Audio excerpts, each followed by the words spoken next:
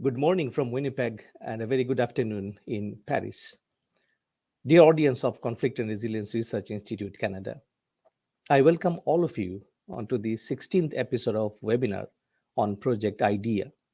IDEA stands for Identify, Demystify, and Empower Russian-Ukrainian Diaspora to fight disinformation coming from Ukraine war. Ladies and gentlemen, we are very privileged today to welcome Sheen Lab from Paris, who works in the NewsGuard Tech, and she's going to share her ideas and thoughts about disinformation that is prevalent in Ukraine war. Before I welcome our guest, we are also very proud to have our advisor, David Newman, this morning with us, and he's going to stay with us throughout the session. Dear audience, Conflict and Resilience Research Institute Canada is located on the original lands of Anishinaabe, Cree, Oji-Cree, Dakota, and Dene peoples, and on the homeland of Métis Nation. We respect the treaties made on these territories, and we are working together in the spirit of reconciliation. The audience, without further ado, let me welcome Sheen Lab, who joined us from Paris, and she is vice president in this company, and she's going to share her ideas. And she has PowerPoint slides, I believe, for us. And I'd also like to request our guest to introduce herself a little bit more, which I might have not done properly. So it's an honor to have Sheen Lab with us. Ma'am, floor is yours. Please go ahead. Thank you so much, Kauser. I'm actually based in Geneva, but same time zone, so that's all good. I'm very pleased to be here today. As Kauser was saying, I work for NewsGuard, a company that rates the credibility of news and information sites and monitors misinformation online and fights it in different ways that I'll get into in a minute. As for me, I am managing editor and vice president for partnerships for Europe and Canada at NewsGuard. And so I'm doubly pleased to be here as sort of our Canada spokesperson. And before that, by training, my background is in journalism. I am a journalist. I worked for Reuters in Paris for many years as a reporter covering courts, terrorism, and politics. And I also worked at The Economist previously. And so this is a new era for me, but still doing journalism, but looking at how to improve journalism and fight misinformation to protect good journalism. So I'm going to share my screen to share with you a presentation that I have, and you'll tell me, Kauser, if you can indeed see it. Is it all right? I guess, yes, I can't see your face anymore, but I'm not hearing any complaints. Yeah, it's perfectly all right, Sheen. Please go ahead. Be with you today to talk about the Great, thank you. To talk about the disinformation war and how we are fighting misinformation on Ukraine, as well as other topics, of course, through journalism at NewsGuard. So a quick, brief introduction to NewsGuard. NewsGuard is a company that was created in March 2018 by journalists with journalists. It's really a human-powered company with one mission: fighting online misinformation, including, and that's the topic of our speaking today, Kremlin-backed disinformation about the Ukraine war. The idea behind NewsGuard was to rate news at the source level as an alternative to fact-checking. So you've heard a lot and you've seen a lot of journalists doing fact-checking, meaning that they take a claim and they will debunk it and explain why it's false or unsubstantiated, and explain to you where the factual reality is. What we do is that instead of evaluating the reliability of an individual claim, we look at sources at the globally, and the objective of that is to be able to tell you that perhaps a claim that you are looking at that has not been debunked yet, because it just came out, is not to be believed, because beware, this source has published a lot of misinformation in the past. So we won't be telling you that this piece of information that you're reading is false or correct, but we'll be telling you whether or not you can confidently trust this source, or if you should take it with a grain of salt because of its past publication of false information. Why did we want to find an alternative to fact-checking? Because of course, fact-checking is very important, but as you know, it takes time. When a false claim is created, it takes seconds, minutes to create it and publish it online, but it takes hours, days sometimes to debunk a claim. And by the time it's published, the fact-check, it's often the misinformation has been pushed away by another false claim already. And of course, journalists can't fact-check every single false claim that is circulating online. It would just be too much. So that's why we were looking for an alternative. And our vision really is comparing the internet with the library. When you walk into a library, you're seeing books that are neatly arranged by subjects. You have a cover, you have the back cover that gives you a summary of that book. You can read the biography of the author, etc. So you have lots of information that help you understand the context of that piece of writing. And often you have a librarian in the library there to help you, not to censor anything, not to prevent you from buying a book or taking a book with you home, but to help you understand if perhaps with that book, with that author, there is this type of bias, so maybe it's good to complement with another reading, etc. When you go online, you don't have any of that. It's as if you walked into a library, but you only had sheets of paper floating around you with no information on who the author is, where they're from, who the owner is, etc. You have no idea who's feeding you the news. And of course, it's even worse when you're looking in the feed of your social media, of your Facebook, your Twitter account, or on search results on Google and other search engines. So the idea for us is to bring back sort of the equivalent of a librarian online. So what we're doing is we're not censoring anything, we're not deplatforming or dereferencing anything. We're just adding another layer of information like a librarian would do to help you know who's feeding you the news, what you're reading online, and whether or not you can trust it. So it's really using journalism to fight misinformation by alerting you to the sources you're looking at online. So you can see here on this slide what it looks like. We have a browser extension that gives you a very visual, very rapid indication of whether or not that source is reliable. And then you can read a full, what we call a nutrition label, a full analysis of that site to understand why we consider it to be reliable or not.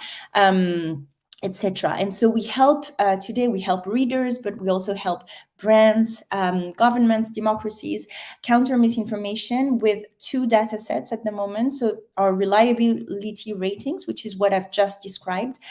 We've rated the trustworthiness of almost 8,000 news sites in the 6 countries that we're in as of today. And they represent 95% of online engagement in those countries. That means all the content that's shared, liked, commented on social media. And we also have, thanks to this work, we have developed over the years another secondary data set, which we call our misinformation fingerprints, which is basically a constantly updated catalog of all the myths that are the most popular online, that are spreading online. And just to give you a sense of where we are, I just said we're in 6 countries. We're actually in 7 countries as of last week. We just launched in Austria. So we're in France, Italy, Germany, the UK, Austria now, the USA, and Canada. And we've rated about 8,000 sites. We're adding actually 50 new ratings each week. And we've cataloged more than 350 myths with their variations online. So how do we do our ratings?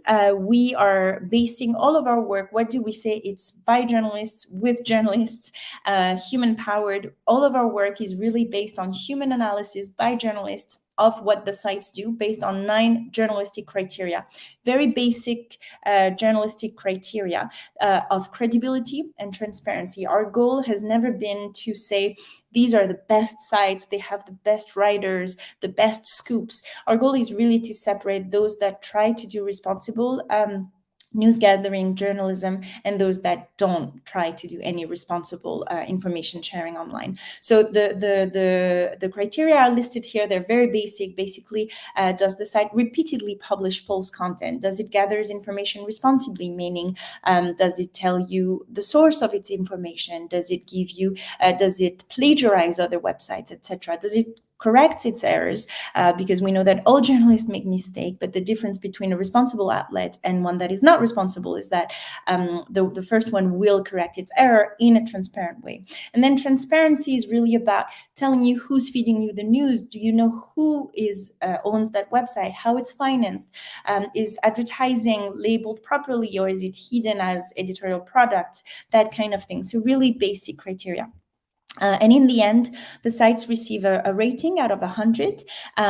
So here you see how it's displayed. Basically, you'll Google something or look for something on any browser that you're using, and then you'll see the little icon, green if it's globally reliable, generally reliable, and red if it's generally unreliable. And then you can see the quick summary. Here it's politico.eu, so the European counterpart of the US site politico.com, covering politics, policy, and international affairs. It gets 100, and then you can see all the criteria, and you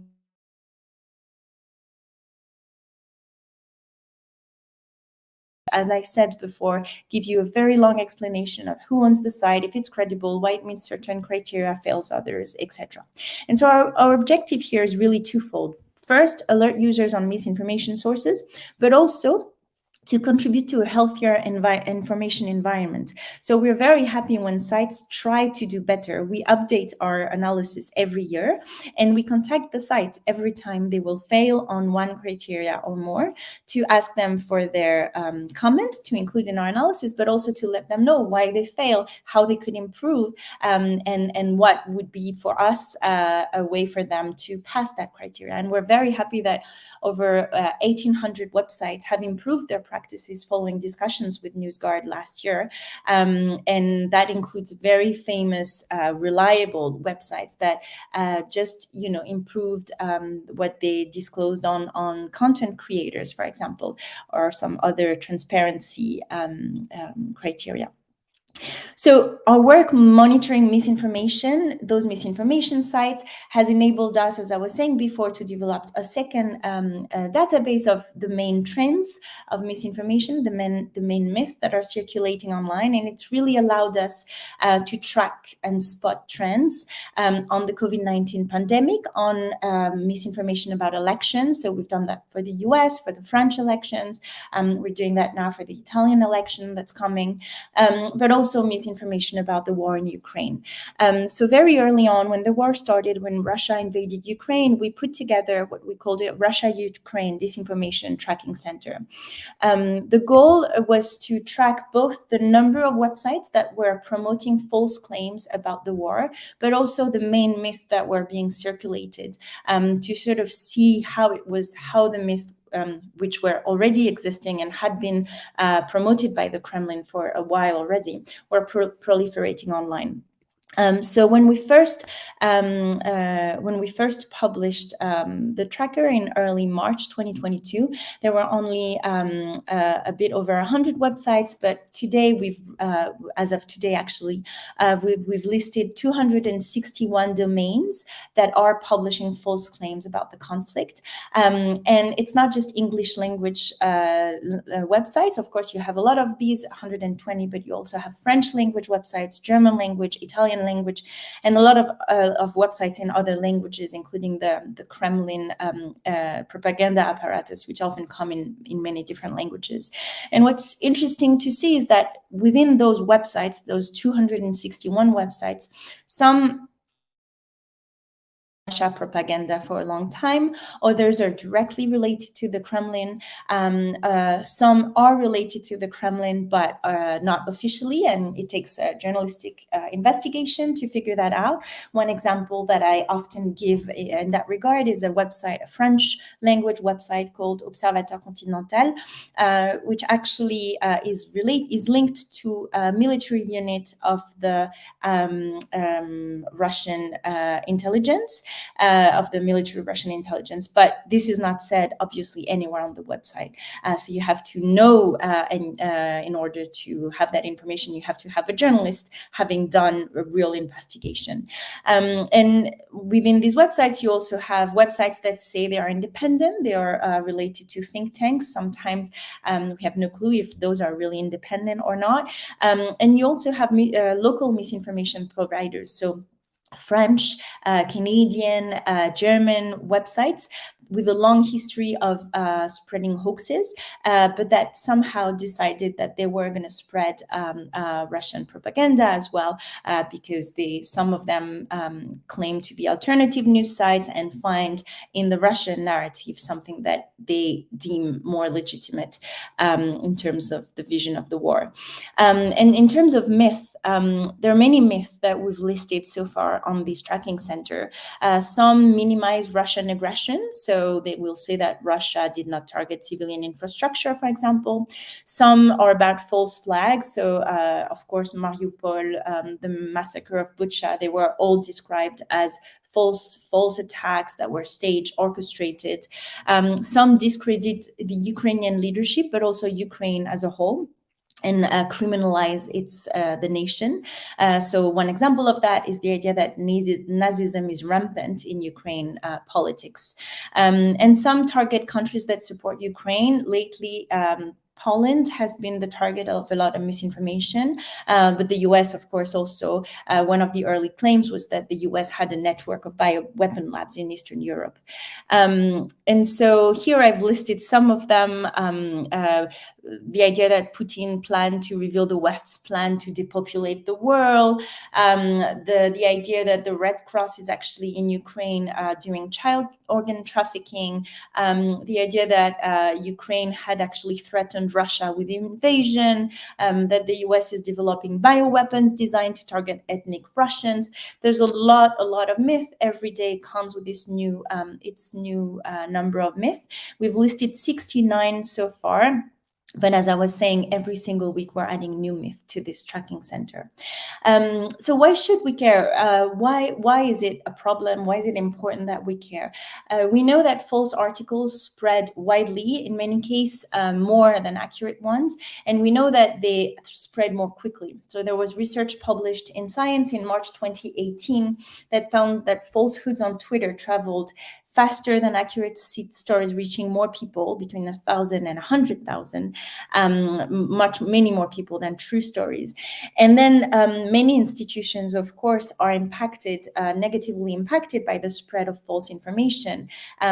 One of them is journalism. The credibility of a legitimate news outlet is heavily questioned because of misinformation, and trust in the media is declining. And another one, of course, is democracy. And we've seen it in the US, where a lot of false information about the result of the presidential election has led to really democracy being questioned and trust in democracy declining.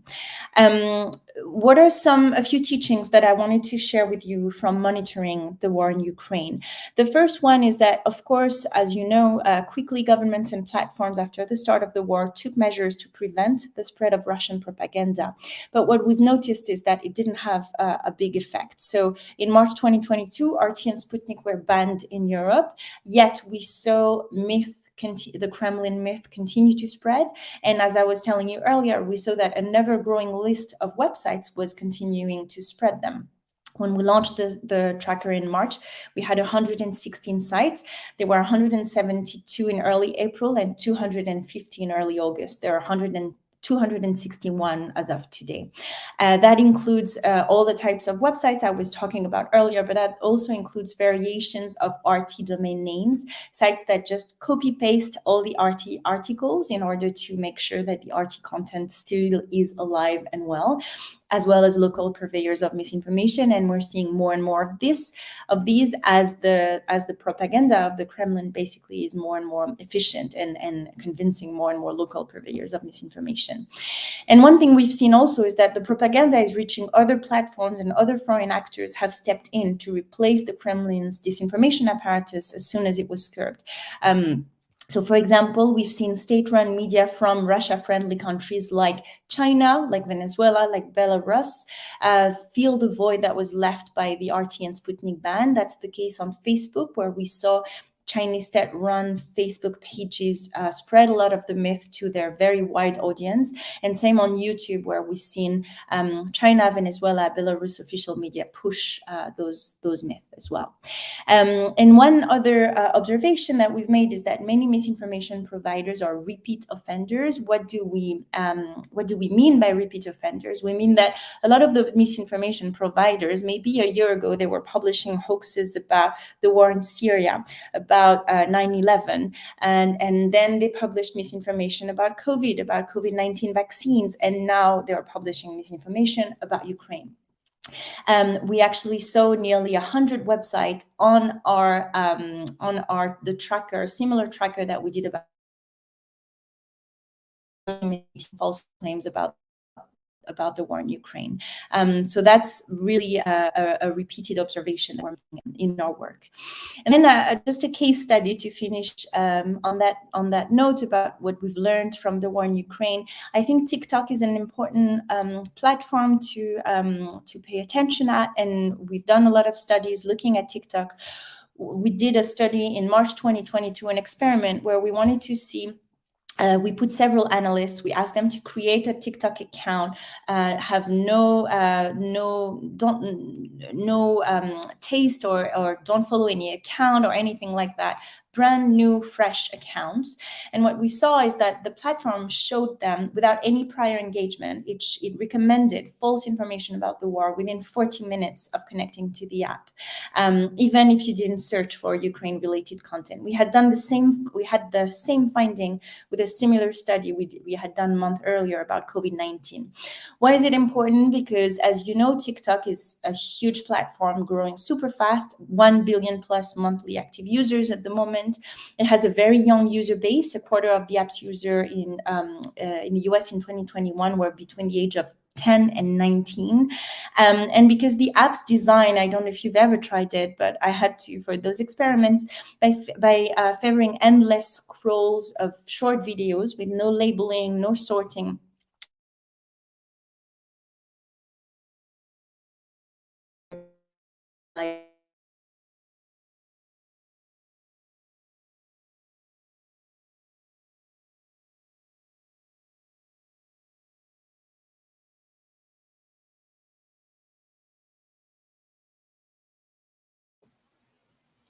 Hi, Shin, can you hear us?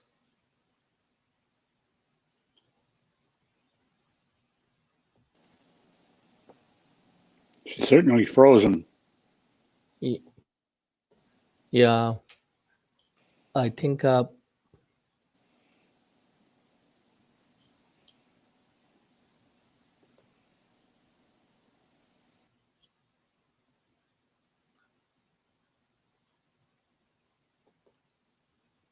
yeah, ladies and gentlemen, I apologize for the disruption. I think we lost connection with Shin, and she would be rejoining us shortly. And in the meantime, I just wanted to share some of our discussions that she was doing before she was cut out. The first is the platforms that she was referring to, TikTok. And as a researcher in the areas of extremism and violence, I do agree with her findings that TikTok is a massive platform, and it's ever growing, and young people actually congregate there to share their ideas using very short video messages. And previously, in one of my researches, I have encountered extremism related videos going around and shared and viewed by thousands. And this is the problem that we have in our today's situation, that as you recall Shin's comment, that within 40 minutes of opening a TikTok account, you have push messages from all those disinformation sites. So it is really worrying for all of us, those who are working to fight disinformation on Ukraine war. Dear audience, let me bring our advisor to the discussion, David Newman here. who was intently listening the presentation of Shin. David, what do you think we should be doing now in order to fight the flood of disinformation? You must have recalled she was showing us around 69 myths propagating on Ukraine war now. So just wanted to listen to your thoughts. David, please go ahead. Yeah, I found this very instructive, and I'm glad it's going to find a place in the Crick library, because this requires, it's wonderful to have a very quick summary like this with slides. But each one of those slides raised many, many questions.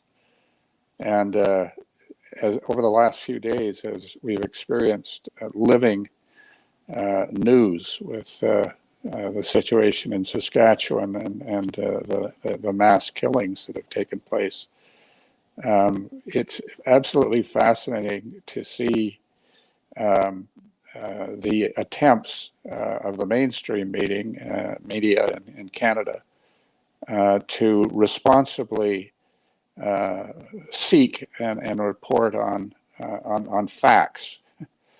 And as of course this became almost a global issue, it's again interesting to see how other media sources and certainly then social media all involved, and it just shows the need for a librarian to guide people that are trying to figure out what the truth is, right in their own community, right? One thing I found noteworthy is that there wasn't a single reference to race or ethnicity of any of the people involved in this particular situation who might be the perpetrators. I think that is the kind of discipline which needs the guidance of a librarian. So it'll be very interesting to me to find out more about NewsGuard. And first of all, who owns NewsGuard, and who is how can people become more involved in being members of the library, if you will, so that the guiding hand of this kind of expertise is available more and more. And what I've thought as I've heard a number of these different presentations, and this one in particular, is the need for this kind of presentation to become part of our school system, our K-12 school system, education system, how it's got to be part of, in a global way, the role of the United Nations. We learn that they have their own public information system, but it'd be wonderful to have them monitored too, right? And them accountable to the kinds of criteria which are being identified here. So this is an extremely helpful presentation, which is so focused and so easy to understand. So those are my initial comments. I'm very impressed, and her presentation was excellent. Thank you so much, David. As we wait Shane to rejoin, let me also echo with David's observation that we are really in this age struggling to get the truth, because there are many information available throughout our social media channels. And most importantly, if you look back, dear audience, 2 decades ago, our main consumption sources were mainstream media. But look back after 2 decades now, our main consumption is not mainstream media, rather alternate media, or what we call social media channels. So this is what is the monumental change happened and occurred. And also, one of the important aspects of the subscribers of news and information. And previously, even 2-3 decades ago, the younger population used to depend on teachers, schools, and books, libraries for their information. But it has totally and dramatically changed. Our younger generation, they do take news as they choose to do, and they have enormous options available to them. And this is why we all are in this business of fighting disinformation, misinformation, and actually seeking truth.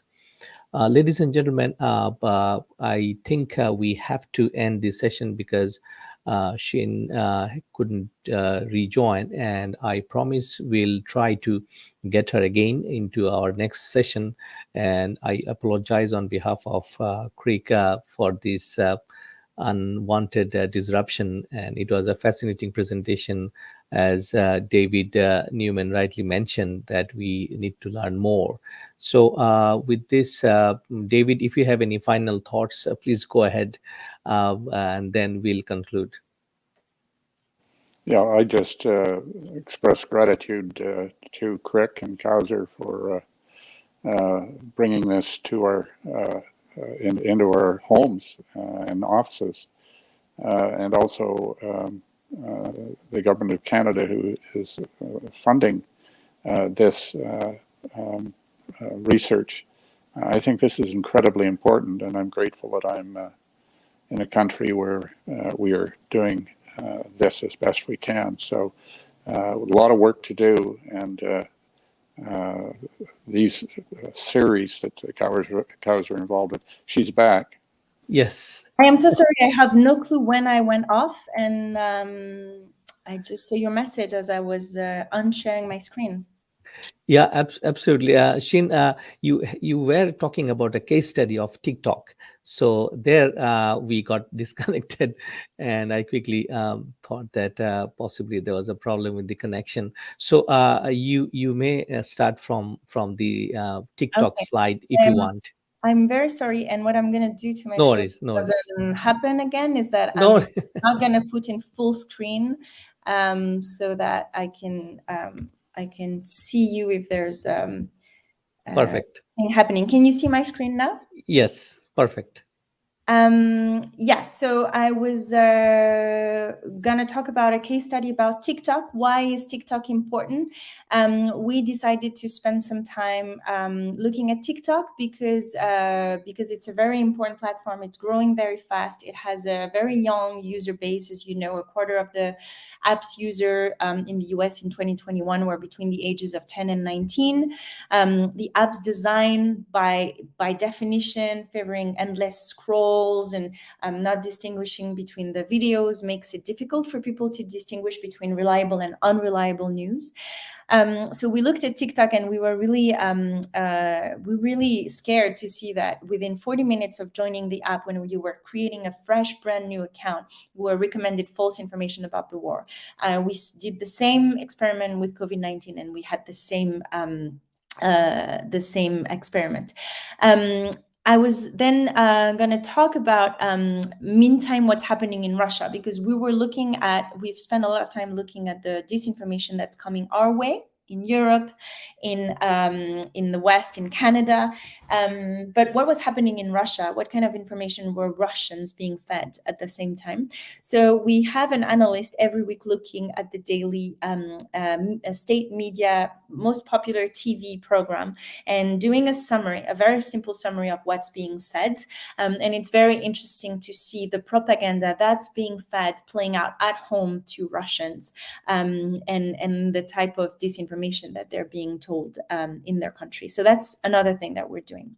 And then I was going to end my presentation talking about the challenges. What are the before going into the solutions? So what are the challenges? Some of the challenges, to go really quickly. The first challenge that I see is that misinformation is a thriving business. Hoaxes generate eyeballs. Eyeballs mean money, and so the problem is that a lot of misinformation sites exist because it's just interesting financially.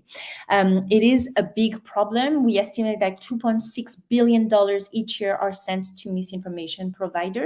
That's only 1.68% of display ads, but programmatic advertising is a huge business at $155 billion globally last year, and it's growing. So it is a huge business, and that's a problem, right? Because you will always have misinformation providers that are in it by ideology, and it's harder to tackle them. But you have some that are just in it because it generates money. And another challenge that I see is that platforms take a lot of actions, but a lot of these actions are limited and easy to bypass. So the first thing that we're seeing is that misinformation providers are very smart and know how to bypass the platform's measures. So they will deliberately misspell words to avoid detection. They will use satire, sarcasm. Lots of platforms also, another problem is that they rely on third-party fact checkers, and I won't spend too much time on it. I've explained earlier why we think that fact-checking, although it's very important, can't be the alpha and the omega of our fight against misinformation. And what we see actually is it leads to odd situations, this relying on fact-checking. Because sometimes you will have the same myth exactly on two different sites shared on one Facebook page where it's flagged as unreliable, and on another one where it's not flagged because it's just the vocabulary is not the same and the AI has not detected it. And then another limit that we see is that even when misinformation providers are repeat offenders, when they're known, the platforms sometimes don't do anything about them, and they continue to thrive and gain followers. So what are some of the solutions? And let me just make sure that you can still hear me, Kauser.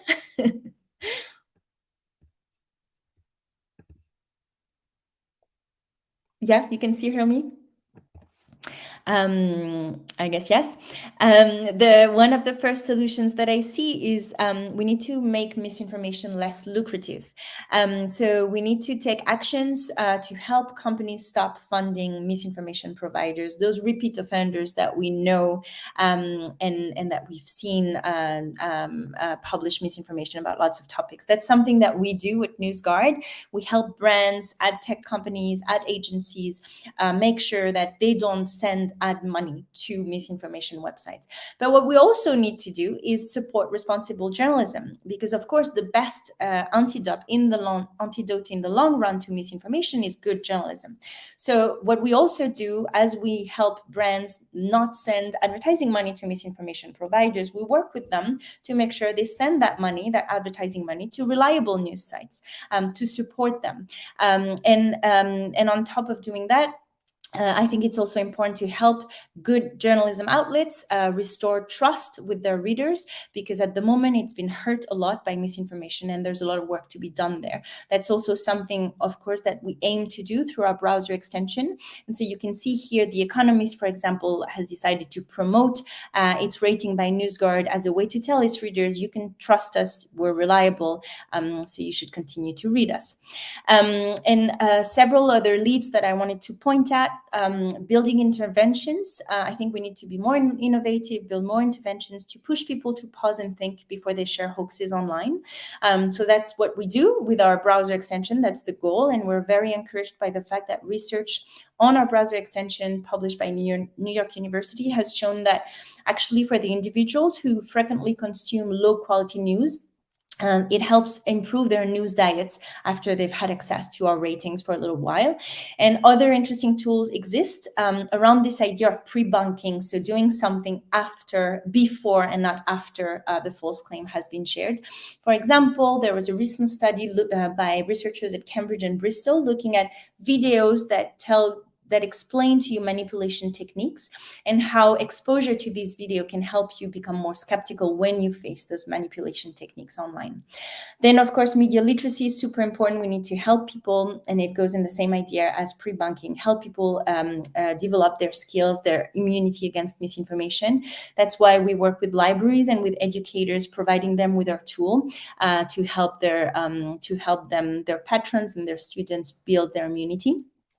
And platforms need to do more, be more transparent on the reach of misinformation, on their algorithm, etc., so that we really know how best to fight misinformation. And that's why we have actually signed the updated European Union's Code of Practice, which was updated last June. So that is all from me. I'm going to stop sharing my screen, and I hope you could hear the end well. I'm so sorry for the mishap. No, absolutely. No worries. I think it was wonderful to have you back, because we almost thought that you won't be able to rejoin, and we would have gone into planning the second session with you. But thank you so much for coming back. And I think our audience have gone through your presentation quite intently. There are a number of viewers I'm seeing watching our presentation today. So we are in the question and answer phase now, and I would like to invite our advisor David Newman to have the first question of the day, and then I might have one more question before we summarize and conclude. David, please go ahead, sir. Yeah, very quickly. What is so important is please tell us why NewsGuard is itself credible in terms of ownership, in terms of revenue sources, in terms of relationships with social and mainstream media. Yeah, it's a very good question. And of course, we ask a lot of transparency of the sites that we rate. So we apply the same transparency to ourselves. So basically, when we tell you that a site, that we consider a site to be generally unreliable, we don't ask you to just believe us. We give you a very detailed analysis. There's no politics involved. It explains for every single criteria why we ended up deciding that the site failed on search criteria or passed on search criteria, including the comment from the site, which at times brings us to change our opinion. If a site tells us, well, here you got it wrong, you think that we don't publish corrections. Actually, we've published a lot. We just use a term that you didn't find, and then we will include that and pass them on that criteria. And there's no politics involved. We apply the same criteria to every single site. The only criteria that's related to opinion is, does the site distinguish between opinion and news? We don't ask a site not to be far right, not to be far left, not to be pro or anti-Europe. We don't care. We just want it to be transparent for the reader. And so I think that's where we place our credibility, is that we are super transparent about who we are, how we do our work. In terms of who owns us, we ask sites to be transparent about who owns them, and we do the same for ourselves. So all of our owners and people who own shares are listed, shareholders are listed on our website in the order of importance of how many shares they own. And so we try, of course, we can always be more transparent. So if some readers have suggestions on how we could be more transparent, or where they think we are not enough transparent, we're very open to receiving those suggestions, but we try to be as transparent as we can. And for example, our criteria, they are explained in very much detail on our website, because again, our goal is for sites to get better, not to trick any site. And we want them to game the system and get a better score. And we would be super happy if all sites got 100. And so we are super clear, and we accompany a lot of sites to try and get a better score. So how does a small media company connect with you and become a client Yeah, and seek to become branded? Yeah. So sorry, I didn't fully respond to your question because you were asking of our relationship with the site. So one thing, of course, that's important for our credibility is that we don't accept any money from the sites that we rate, of course. Otherwise, we would not be credible. So we don't accept any money from sites. We will rate any website that accounts for 95% of the engagement in the countries that we're in, whether or not they want us to rate them. So a lot of sites don't want to engage, write to us when we reach out for comments saying that they disagree with what we do or with our analysis. We'll include their comments as much as we can. Sometimes we publish their full responses if they're in total disagreement. And yeah, we don't take any money from them. But sometimes some sites reach out because they want to be rated, and maybe they don't have a lot of traffic, they don't generate a lot of engagement, but they do want to be rated because they think it's a way for them to gain more restore trust with their readers, tell them that they can trust them. So in this case, we will rate them if they want to be rated, for sure. But our business model is not at all related to the sites that we rate. So we make money by licensing our data to lots of different actors, so researchers that work on misinformation, government entities that want to monitor disinformation, etc. And so we license our data to these different types of partners. Thank you. Thank you, David, for I would say very insightful questions. Sheen, I just have a very I would say a brief question to you this morning. So you have rightly mentioned about the supply and demand of the whole equation with regards to disinformation, and it's just a huge industry actually. And you have also provided us with some data. So what are your suggestions to deal with it? The reason I'm posing this question because any top-down government, let's say, supported initiatives will not be taken nicely by the users, especially the young population, as you understand. So, what are your suggestions we should do to encourage people to consult companies like yours so that they understand and use it to understand, differentiate between fake news and disinformation? Yeah, I mean, I agree. Any initiative coming from the government will be suspected, and it's good. Of course, governments shouldn't get involved in the news. I think it's good that people would be suspicious. So it's also hard for medias themselves to do that job because some have tried, but even when a media is suspected of being a mainstream media that is actually collaborating with governments, in a lot of conspiracy-oriented sites, it's hard for them to be credible when they release a fact check. So that's why we thought that having a third party that is independent, we are independent, we're journalists, but we're not related to a single outlet, would be an interesting way. There's a lot and more and more initiatives in that regard. Reporters Without Borders has also developed an initiative in the same direction. So I think it is important indeed that it's third parties, independent outlets that work on that. And in terms of the industry as a whole, I think it comes back to what you were saying. I think it comes back to the fact that it's a very thriving business. And I think here it's important for people to understand that brands, very top-notch brands, are responsible for funding disinformation, and they don't know it. They don't realize, because they just they will decide that, okay, this month I want to target women between 25 and 35, but they have no clue where their ads end up, and they have no clue even if they had the list, they wouldn't know if such and such site is a problem. So I think we need to demand as citizens, as consumers, that brands do more. But also, I think that's super important that they support local, good, credible journalism, because I think in the long run, I'm a journalist, the best antidote to misinformation, I deeply believe it, will be also good journalism, and it needs to be vibrant. You need to have lots of local outlets. You need to have money flowing into those local outlets, etc. So we need to work towards that. It's not just another separate issue. It's the fight against misinformation is also about that. And that goes with rebuilding trust with readers.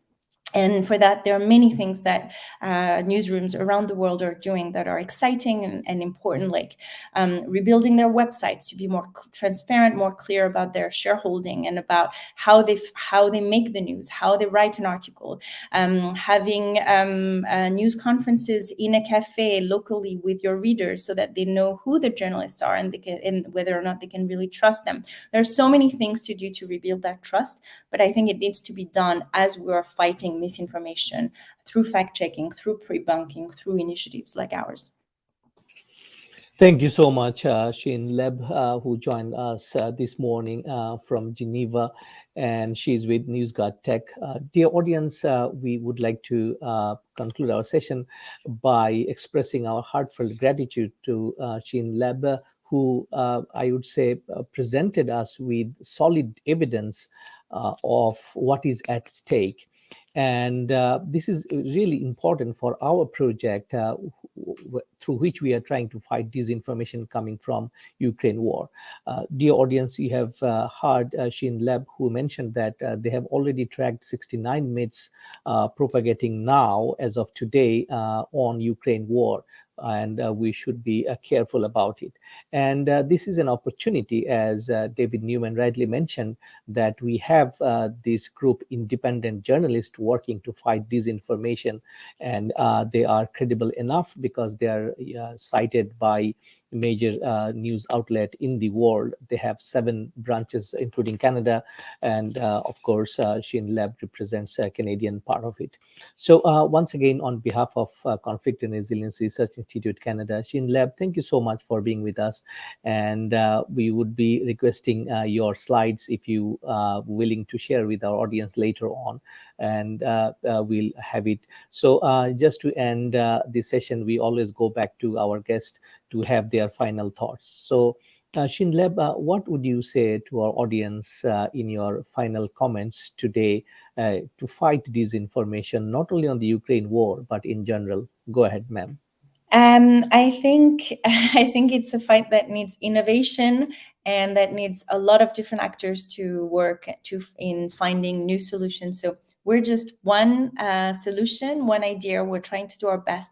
We need more actors in the private sector, in the public sector, in schools, in libraries, in all sectors, to find solutions and innovative ways to fight misinformation, because misinformation providers at the moment have really been re-energized by the COVID-19 pandemic, by the war. And so we are facing a lot of months and years to come where it's going to remain a problem. So I would invite everyone and anyone to participate in the fight. And thank you so much for having me, Kauser. Again, I'm very sorry. I have no clue what happened with my connection. So sorry about that. Thank you so much. And you don't have to apologize because it happens sometimes, but we are so fortunate to have you back. That is important. And you have shared your ideas and thoughts this morning. And dear audience, once again, Project IDEA stands for Identify, Demystify, and Empower Russian and Ukrainian diaspora in fighting disinformation on Ukraine war. This project is a part of Department of Heritage Canada's Digital Citizenship Contribution Program. And we are so fortunate to run this project because we have learned so much, and we have invited people like Shane Leb this morning from Geneva, because without this project we could have not welcomed her into this project. So thank you very much. Please tune in for our future webinars, and once again our gratitude to our special guest this morning. Thank you once again, Shane Leb. And the audience, see you next time in our next episode. Till then, stay safe and goodbye.